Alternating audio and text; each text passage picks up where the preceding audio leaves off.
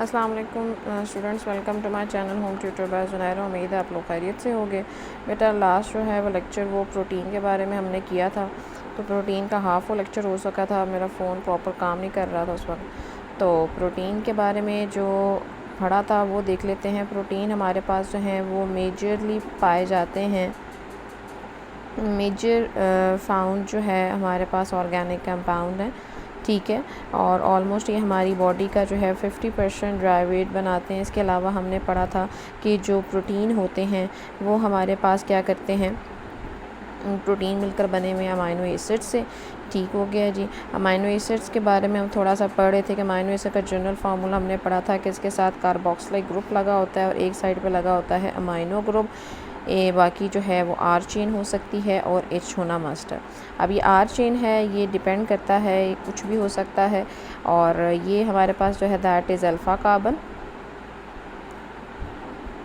ठीक है। मैंने बताया था इस कार्बोक्सिलिक ग्रुप की प्रेजेंस की वजह से और अमाइनो एसिड, इस अमाइनो ग्रुप की प्रेजेंस की वजह से इस पूरे को अमाइनो एसिड कहते हैं। उन्होंने एग्जांपल दी हुई है कि ऑलमोस्ट हमारी बॉडी जो है वो हमारी बॉडी में जो मेजरली प्रोटीन बनती हैं वो मेजरली 20 अमाइनो एसिड से बनती हैं। और ये जो आर चेन है, आर चेन की जगह अगर एच ही लगा होगा, मीन टू से अगर ऐसा होगा ये ऐसे करके, तो ये हमारे पास होगा सबसे सिंपलेस्ट जो अमाइनो एसिड की हम बात करते हैं दैट इज़ ग्लाइसिन, ठीक है। और अगर यही जो है वो H की जगह हमारे पास लग जाए CH3, ठीक है, CH3 लग जाएगा तो ये ग्लाइसिन नहीं रहेगा, ये बन जाएगा एलानीन। ठीक हो गया जी। अच्छा जी, एलानीन बन जाएगा हमारे पास। ये तो दो उन्होंने सिंपल से बताया हुए हमारे पास अमाइनो एसिड्स होते हैं, एक हमारे पास ग्लाइसिन है, उसके बाद एलानीन बताया हुआ है। अब वो उन्होंने एक रिएक्शन करके बताया कि पेप्टाइड बॉन्ड शो करने के लिए वो कैसा है, तो वो हम बना के देख लेते हैं। लाइक हमारे पास ये जो है, मैं पहले लिख लेती हूँ ग्लाइसिन, ठीक है। ग्लाइसिन के साथ ये इसका अमाइनो ग्रुप, ये इसका एच हो गया, ये भी इसका एच हो गया, और यहाँ पे इसका जो कार्बोक्सिलिक ग्रुप है ये वाला, इसको मैं थोड़ा खोल के लिख रही हूँ ताकि हमें समझ लग जाए और आप भी इजीली पढ़ सको कि जो बॉन्ड बन रहा है वो कैसे बन रहा है। ये मैं जो लिख रही हूँ दैट इज़ एलानीन।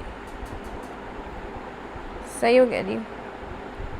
अब होता क्या है, एक अमाइनो एसिड का कार्बोक्सिलिक ग्रुप में से OH निकलता है और दूसरे अमाइनो एसिड के अमाइनो ग्रुप में से H निकलकर वो बना देता है H2O, और ये एंड डायरेक्ट इस वाले कार्बन के साथ मिल जाएगा, कुछ ऐसा बन जाएगा।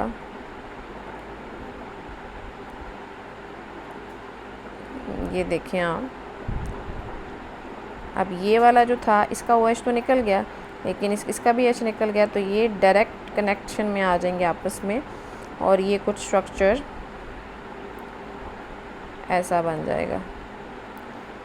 That is a CNC is the peptide bond, या CN कह लो, CNC मैंने ऐसे बता दिया है, पेप्टाइड बॉन्ड। तो दो अमाइनो एसिड के दरमियान एक पेप्टाइड बॉन्ड, तीन है तो वो दो, तो इस तरह कॉन्टीन्यूली जो है वो चलता रहेगा। तो ये बताने का मकसद था कि कैसे जो है वो पेप्टाइड बॉन्ड बन सकता है, ये इन्होंने बताया हुआ है। अब इसके बारे में अगर हम इसके बाद में हम बात कर लेते हैं, तो इसके बाद हम बात करते हैं तो वो है जी स्ट्रक्चर ऑफ प्रोटीन, कि प्रोटीन का स्ट्रक्चर क्या है और कैसे जो है ये स्ट्रक्चर प्रोटीन जो है वो एग्जिस्ट करता है बॉडीज़ में। तो इसका जो स्ट्रक्चर है प्रोटीन का, हमने जैसा पढ़ लिया कि प्रोटीन तो बनते हैं अमाइनो एसिड से। अच्छा, अब अमाइनो एसिड से तो बन रहे हैं, लेकिन प्रोटीन करता क्या है बेसिकली हमारे पास, प्रोटीन डिपेंड करता है प्रोटीन के अंदर जो है वो sequence of amino acid plus arrangement of amino acid, ठीक है। किसी के सीक्वेंस से है, और या आप कह लो अरेंजमेंट कह लो, या शेप कह लो कि शेप क्या है अमाइनो एसिड्स की, सीक्वेंस की। लाइक अगर मैं सबसे पहले बात इस बेस पे इसके ना बेसिकली 4 स्ट्रक्चर्स हैं। प्राइमरी स्ट्रक्चर में उन्होंने डिटेल में थोड़ा सा ये बताया हुआ है कि F. Sengar was a scientist जिसने सबसे पहले फॉर द फर्स्ट टाइम इसने स्ट्रक्चर ऑफ प्रोटीन को एक्सप्लेन किया, ठीक है। स्ट्रक्चर ऑफ प्रोटीन को इसने एक्सप्लेन किया और इसने ऑलमोस्ट आफ्टर 10 ईयर्स इस अपने वर्क के बाद, इतना पढ़ने के बाद, 10 सालों के बाद इसने ये कंक्लूड किया कि जो इंसुलिन है बेसिकली वो हमारे पास जो है वो बना हुआ है जी 51 अमाइनो एसिड से, ठीक है। और ये जो 51 अमाइनो एसिड्स हैं ये 2 चेन से मिलकर बने हुए हैं। एक चेन के अंदर 31 अमाइनो एसिड्स हैं, 30 अमाइनो एसिड हैं, और दूसरी के अंदर 21 अमाइनो एसिड हैं। तो इनको इकट्ठा कर दिया जाए तो ये 51 अमाइनो एसिड्स बन जाते हैं, ठीक है जी। और इनके दरमियान जो है वो किस तरह ये अमाइनो एसिड आपस में जुड़े हुए हैं, by the help of disulphide bridges. आप लोगों के लेवल में इतनी डिटेल नहीं बताएगी, तो आप इतनी डिटेल में डाइसल्फाइड ब्रिजेस मतलब कि एक अमाइनो एसिड दूसरे अमाइनो एसिड के दरमियान जो सल्फाइड बॉन्ड है, तो 2 डाइसल्फाइड ब्रिजेस की वजह से जो है ये इनकी कनेक्शन हुआ और ये इंसुलिन का स्ट्रक्चर इसने बताया है। देन इसने बताया हीमोग्लोबिन के बारे में कि जो हीमोग्लोबिन होता है हमारी बॉडी में, ये हीमोग्लोबिन बना होता है ऑलमोस्ट 2 चेन से, 2 अल्फ़ा और 2 बीटा से, ठीक है। ये जो 2 अल्फ़ा और 2 बीटा चेन्स हैं हमारे पास, उसने बताया कि एक अल्फ़ा चेन के अंदर जो है 141 अमाइनो एसिड्स होते हैं, तो 2 हैं तो 141 को 2 से मल्टीप्लाई कर दिया जाए। इसी तरह जो बीटा है हमारे पास, बीटा के अंदर हमारे पास क्या होते हैं 146 अमाइनो एसिड होते हैं, तो 2 बीटा चेन्स हैं तो हमारे पास इसको 2 से मल्टीप्लाई करें तो टोटल इसको काउंट किया जाए तो इट इज़ 574 अमाइनो एसिड्स, ठीक है। और एक और इन्होंने एग्जांपल दी हुई है कि जो सिकल सेल एनीमिया के बारे में आप लोग पढ़ते आ रहे हो छोटी क्लासेस से कि सिकल सेल एनीमिया क्या बला है।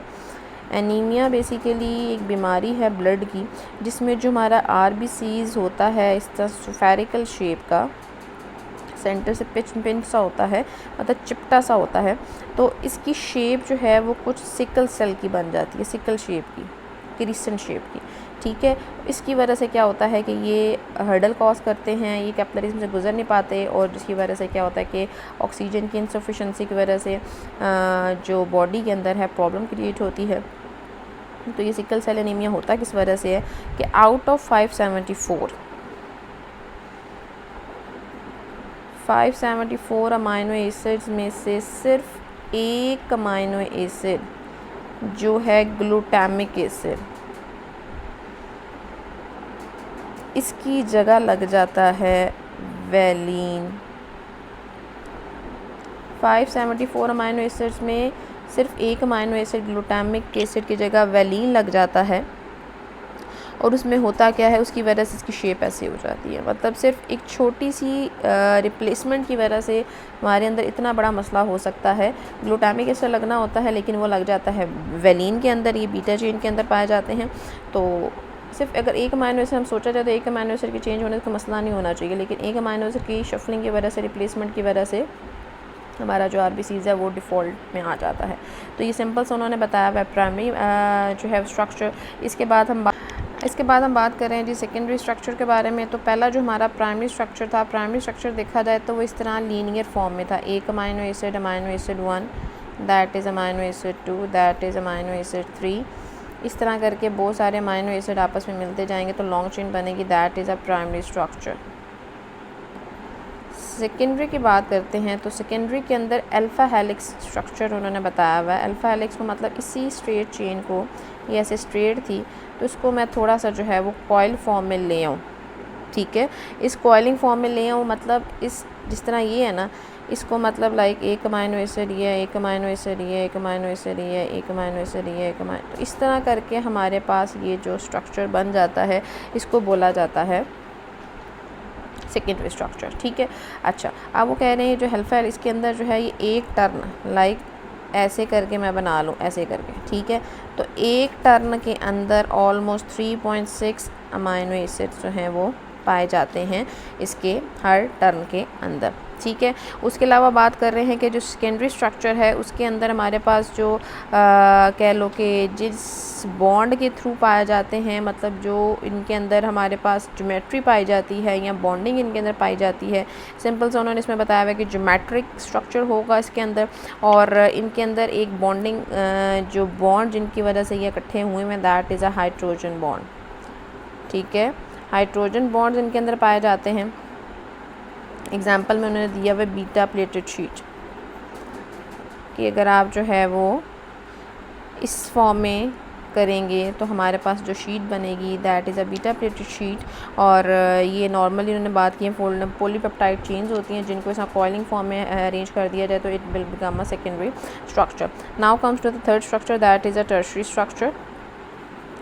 टर्शरी स्ट्रक्चर क्या कहता है हमारे पास, टर्शरी स्ट्रक्चर में हमारे पास तीन तरह की बॉन्डिंग पाई जाती है। पहली बात आयनिक, दूसरा हाइड्रोजन बॉन्डिंग और लास्ट जो इसमें बॉन्डिंग पाई जाती है दैट इज़ डाइसल्फाइड ब्रिजेस। तो ये तीन तरह की इसके अंदर बॉन्डिंग पाई जाती है और इसके अंदर होता क्या है, थोड़ा सा ग्लोबुलर स्ट्रक्चर आ जाता है। लाइक ये बीटा प्लेटेड शीट इस तरह है तो इसको ये लाइक ऐसे करके था सेकेंडरी वाला, और इसको मैं थोड़ा घुमा के ऐसे कर दूं ग्लोबुलर स्ट्रक्चर बन जाए तो that is a tertiary structure. ठीक है, सिंपल सी उन्होंने ये बात की हुई है। और ये बात की हुई है कि जो बाहर वाली साइड पे है वो हमारे पास जो है वो हाइड्रोफिलिक अमाइनो एसिड्स पाए जाते हैं, ठीक है, आउटसाइड पे, और जो अंदर वाली साइड पे हैं, अंदर वाली साइड पे उधर पाए जाते हैं हाइड्रोफोबिक। अब हाइड्रोफोबिक और हाइड्रोफिलिक का क्या मतलब होता है, हाइड्रोफोबिक का मतलब होता है वाटर रिपेलेंट, वाटर हीटर कह लो, और जो बाहर वाली साइड पे पाया जा रहा है हाइड्रोफिलिक तो इसका मतलब होता है वाटर लविंग। तो ये हमारे पास जो हैं ये दो तरह के इसके अंदर अमाइनो एसिड्स पाए जाते हैं। अंदर वाली साइड पे हाइड्रोफोबिक पाए जाते हैं और बाहर वाली साइड पे hydrophilic. Now comes to the last structure, quaternary structure. Quaternary structure क्या कहता है, क्वाaternary स्ट्रक्चर तो पहले कहता है कि अगर मैं इसको सुपर कॉइल कर दूं, मतलब इसको फर्दर लाइक ये ऐसे करके था, इसमें के अंदर फर्दर मैं और कॉइलिंग कर दूं और इसके अंदर मैं कॉम्प्लेक्स स्ट्रक्चर्स को कर दूं that will become a quaternary structure.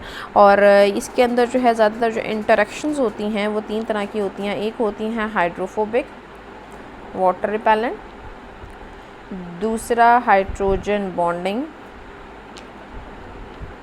और तीसरा है आयनिक बॉन्डिंग। तो ये तीन तरह के बॉन्ड जो हैं वो पाए जाते हैं इसके अंदर, ठीक है। और इन्होंने इसमें एग्जांपल दी हुई है, किस चीज़ की एग्जांपल दी हुई है, क्वाaternary में हीमोग्लोबिन की, कि हीमोग्लोबिन जिसके सेंटर में जो है वो आयरन, मतलब उसके सेंटर में सेंट्रल एटम जो है दैट इज़ आयरन।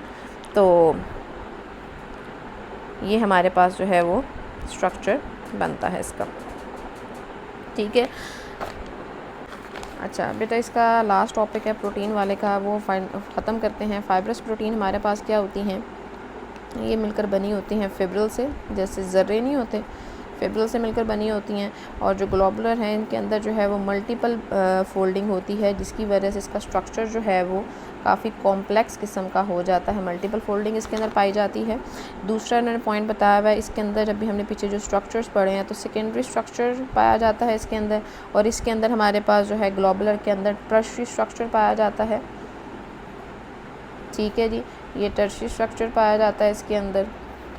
फिर उन्होंने बताया हुआ है कि ये हमारे पास इलास्टिक होता है और नॉन क्रिस्टलाइन होता है, ठीक हो गया जी।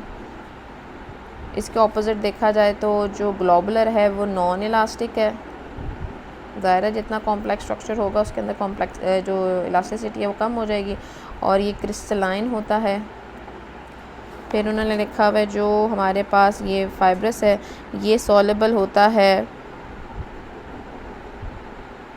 लिपिड, मतलब कह लो कि नॉट सॉलेबल कर लो आप, not soluble in aqueous medium, पानी के अंदर इजीली हल नहीं हो सकता, लेकिन ये वाला जो है ये पानी के अंदर इजीली हल हो जाता है, ये सॉलेबल है